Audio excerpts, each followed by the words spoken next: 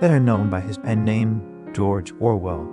Eric Arthur Blair was an English writer and political essayist whose work left an indelible mark on literature and political thought.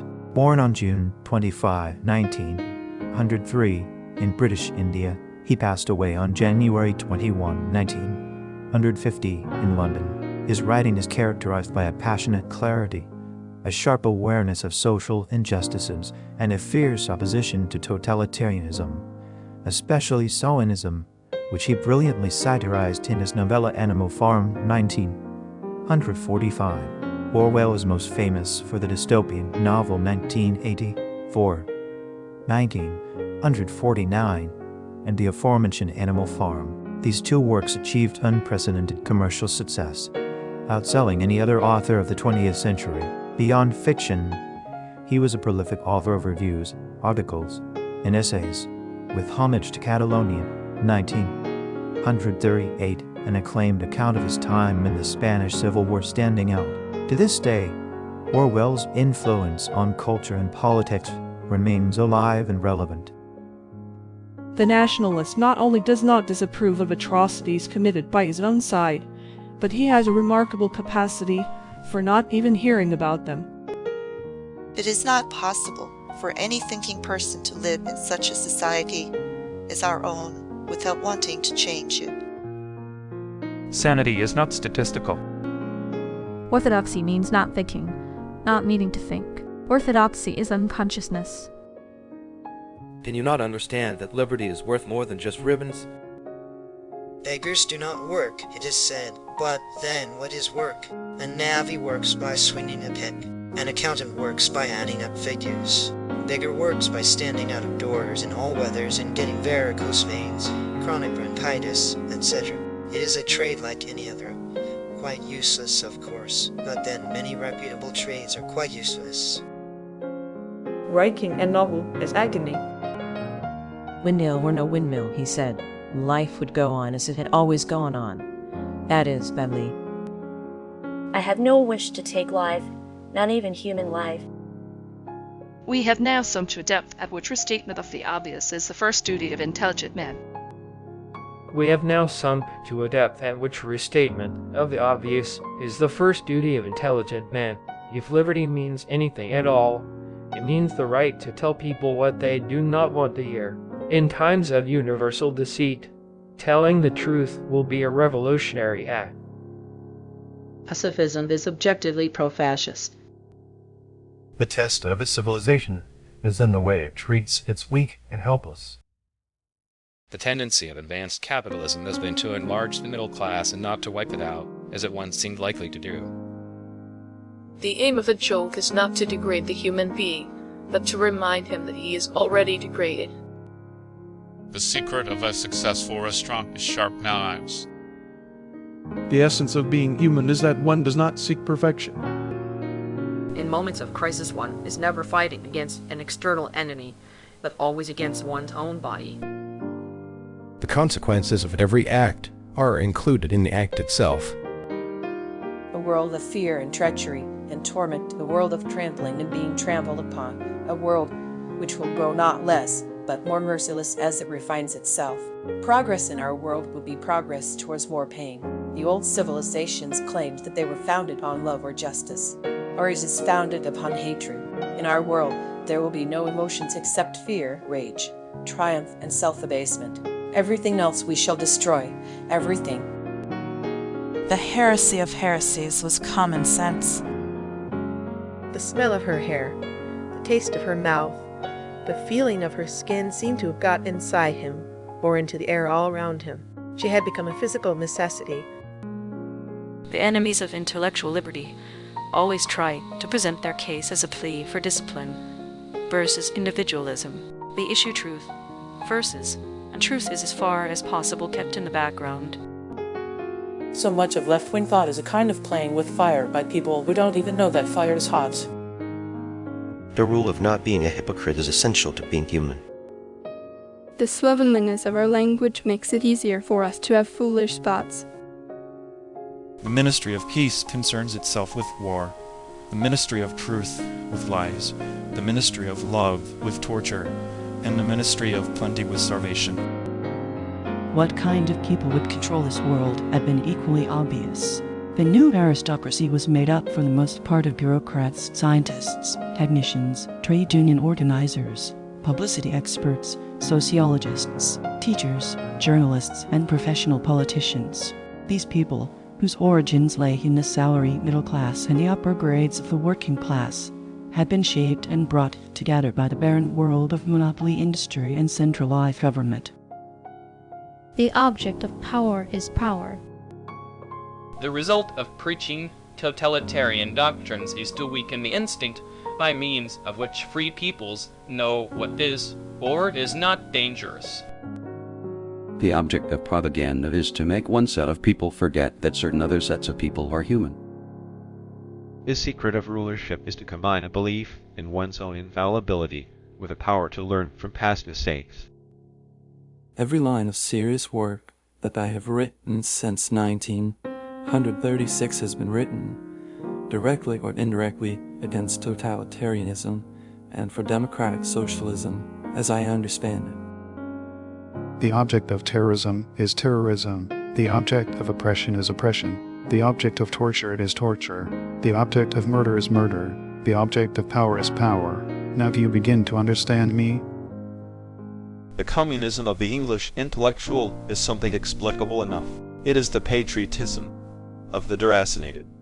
The enemy of the moment always represented absolute evil, and it followed that any past or future agreement with him was impossible. A generation of the unteachable is hanging upon us like a necklace of corpses. By lack of understanding, they remained sane. They simply swallowed everything, and what they swallowed did them no harm, because it left no residue behind, just as a grain of corn will pass undigested through the body of a bird.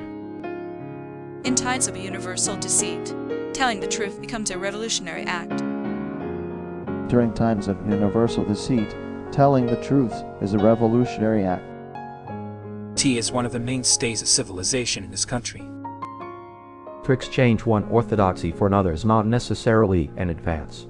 The enemy is the gramophone mind, whether or not one agrees with the record that is being played at the moment. Hunger reduces one to an utterly spineless, brainless condition, more like the after effects of influenza than anything else. It is as though all one's blood had been pumped out and lukewarm water substituted.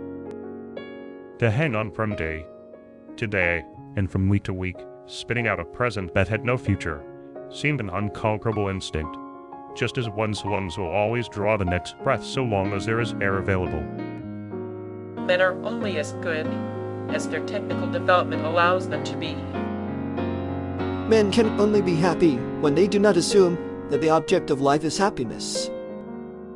There are only 4 ways in which a ruling group can fall from power. Either it is conquered from without, or it governs so inefficiently that the masses are stirred to revolt, or it allows a strong and discontented middle group to come into being, or it loses its own self-confidence and willingness to govern. These causes do not operate singly, and as a rule all 4 of them are present in some degree. You can only protect your liberties in this world by protecting the other man's freedom. It is only when you meet someone of a different culture from yourself that you begin to realize what your own beliefs really are. That rifle on the wall of the laborer's cottage or working class flat is the symbol of democracy. It is our job to see that it stays there. In my opinion, nothing has contributed more to the corruption of the original idea of socialism as the belief that Russia is a socialist country. To an ordinary human being, love means nothing if it does not mean loving some people more than others. In philosophy, or religion, or ethics, or politics, 2 and 2 might make 5, but when one was designing a gun or an aeroplane, they had to make 4. The creatures outside looked from pig to man, and from man to pig, and from pig to man again, but already it was impossible to say which was which. All the papers that matter live off their advertisements, and the advertisers exercise an indirect censorship over news. War is peace. Freedom is slavery. Ignorance is strength. People sleep peacefully in their bed tonight only because rough men stand ready to do violence on their behalf.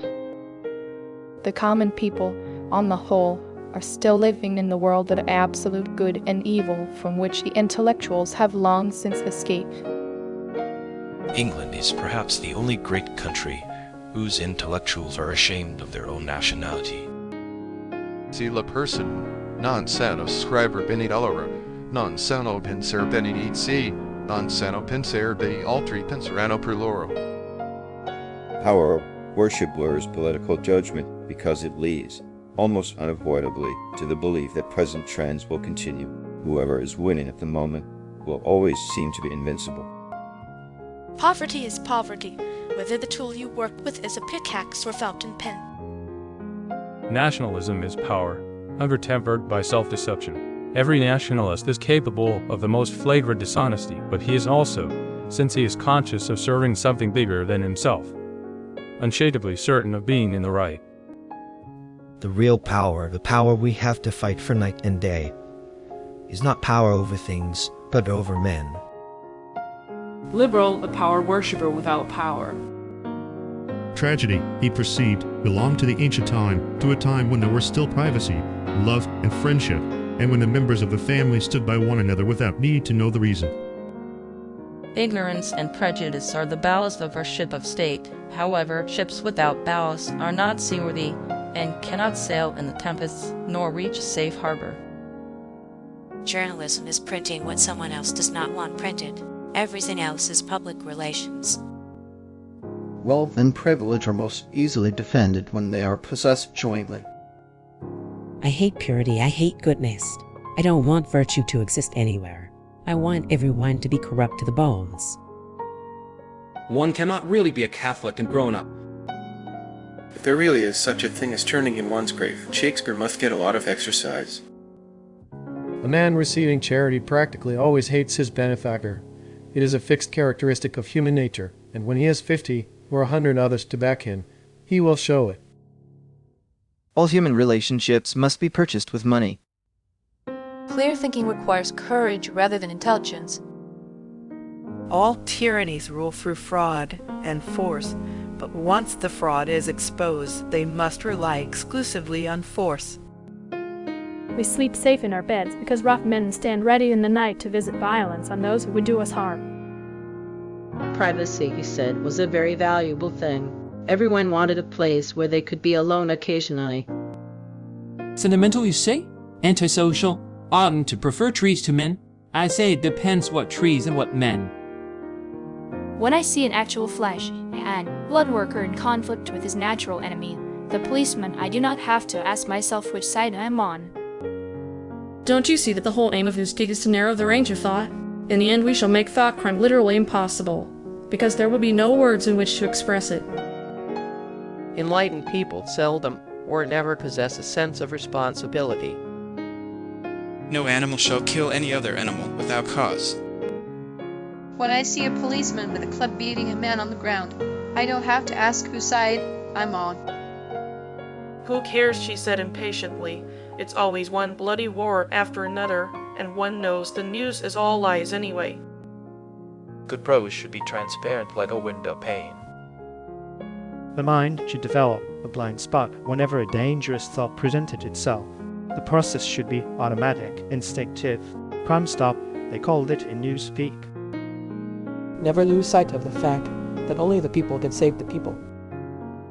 Write with simplicity and clarity.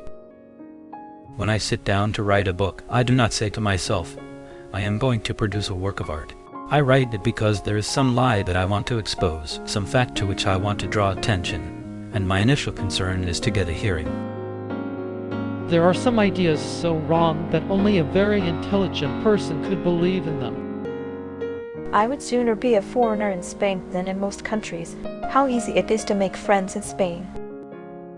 One cannot speak of the rule of law if the law is used as a weapon against the people. There are some situations from which one can only escape by acting like the devil or a lunatic. News is something somebody doesn't want printed. All else is advertising. Under the spreading chestnut tree I sold you when you sold me. By using stale metaphors, similes, and idioms, you save much mental effort at the cost of leaving your meaning vague, not only for your reader, but for yourself. Sanity was statistical. It was merely a question of learning to think as they thought. There are some things only intellectuals are crazy enough to believe. It's not so much staying alive, it's staying human that's important. What counts is that we don't betray each other. England will still be England, an everlasting animal, stretching into the future and the past, and like all living things having the power to change out of all recognition and yet remain the same. The most stirring battle poem in English is about a brigade of cavalry which charged in the wrong direction. History is stopped. Nothing exists except an endless present in which the party is always right. Weakness is strength. The inflated style is itself a kind of euphemism. A mass of Latin words falls upon the facts like soft snow, blurring the outlines and covering up all the details. The great enemy of clear language is insincerity. We have sunk so low it has become the obligation of every decent, thinking individual to restate the obvious. I enjoy talking to you. Your mind appeals to me. It resembles my own mind, except that you happen to be the same. All true tea lovers not only like their tea strong, but like it a little stronger with each year that passes. Tucha said the tears trickled down the sides of his nose. But it was all right. Everything was all right. The struggle was finished. He had won the victory over himself. He loved Big Brother. And even technological progress only happens when its products can in some way be used for the diminution of human liberty. The real test of character is how you treat someone who has no possibility of doing you any good. The opinion that art should have nothing to do with politics is itself a political attitude. The people that elect corrupt politicians, imposters, thieves, and traitors are not victims, but accomplices. A peace that is truly permanent would be the same as a permanent war. A society that makes such large demands of its members cannot treat them lightly. We know that no one ever seizes power with the intention of relinquishing it. It's frightful that people who are so ignorant have so much influence. I believe that the BBC, in spite of the stupidity of its foreign propaganda and the unbearable voices of its announcers, is very truthful. It is generally regarded here as more reliable in the press. He said that the education of the young was more important than anything that could be done for those who are already growing up. Orthodoxy is the ability to say 2 and 2 make 5 when faith requires it.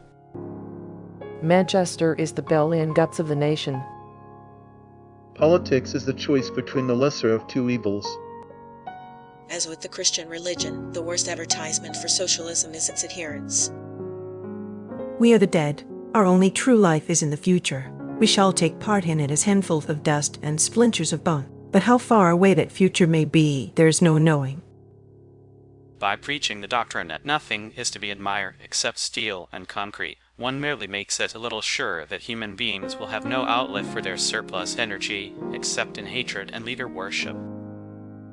One of the effects of a safe and civilized life is an immense oversensitiveness, which makes all the primary emotions somewhat disgusting. What can the England of 1940 have in common with the England of 1840? But then, what have you in common with the child of 5 whose photograph your mother keeps on the mantelpiece? Nothing except that you happen to be the same person. And if the facts say otherwise, then the facts must be altered. Crime stop thought crime means the faculty of stopping short, as though by instinct, at the threshold of any dangerous thought. It includes the power of not grasping analogies, of failing to perceive logical errors, of misunderstanding the civilist arguments if they are inimical to doing so, and of being bored or repelled by any train of thought which is capable of leading in a heretical direction. Crime stop, in short, means protective stupidity. Freedom is the freedom to say that 2 + 2 make 4. If that is granted, all else follows. I loathed the game, and since I could see no pleasure or usefulness in it, it was very difficult for me to show courage at it. Football, it seemed to me, is not really played for the pleasure of kicking a ball about, but is a species of fighting. In general, the greater the understanding, the greater the delusion, the more intelligent, the less sane. Man serves the interests of no creature except himself. England is the most class-ridden country under the sun. It is a land of snobbery and privilege, ruled largely by the old and silly. One of the most horrible features of war is that all the war propaganda, all the screaming and lies and hatred comes invariably from people who are not fighting. Whoever controls the language controls the people. What opinions the masses hold or do not hold is looked upon as a matter of indifference. They can be granted intellectual liberty because they have no intellect. In all the modern talk about energy, efficiency, social service, and the rest of it, what meaning is there except get money, get it legally, and get a lot of it? One of the most pressing needs of our age is the need to make men see things as they are. Several of them would have protested if they could have found the right arguments. Man is the only creature that consumes without producing. He does not give milk, he does not lay eggs, he is too weak to pull the plow, he cannot run fast enough to catch rabbits, yet he is lord of all the animals. Man is the only real enemy we have. Remove man from the scene, and the root cause of hunger and overwork is abolished forever. If both the past and the external world exist only in the mind, and if the mind itself is controllable, what then? Who controls the past? Friend, the party slogan controls the future. Who controls the present controls the past. And yet the past, of its nature alterable, never had been altered. Whatever was true now was true from everlasting to everlasting. It was quite simple. All that was needed was an unending series of victories over your own memory. Reality control, they call it in Newspeak, doublethink.